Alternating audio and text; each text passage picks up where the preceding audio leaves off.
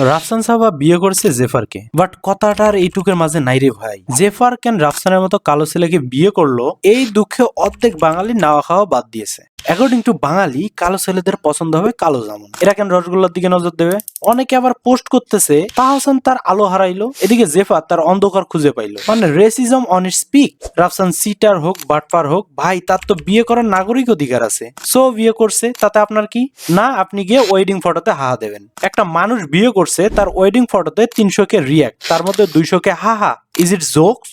অনেকে আবার প্রেডিকশন দিতেছে এদের সংসার 2028 সাল পর্যন্ত চলবে, এর উপর আর চলবে না। এই প্রেডিকশন শুনে আমি ভাবতেছি তাড়াতাড়ি বার কাউন্সিলের লাইসেন্সটা নিতে হবে। রাফসান জেফারের ডিভোর্স দিয়ে টাকা পয়সা কামাতে হবে। মানুষজনের ব্যবহার দেখে মনে হচ্ছে বিয়ে করে বড় অন্যায় করে ফেলছে রাফসান। দেশের মুখ কালো করে ফেলছে, দেশের স্বৈরাচার সৃষ্টি করে ফেলছে। ভাই আপনাদের একটু ফ্রিতে পরামর্শ দেই, অন্যের পিছনে আঙ্গুল না দিয়ে নিজের দিকে একটু তাকান, ক্যারিয়ারে ফোকাস করেন, টাকা পয়সা কামান।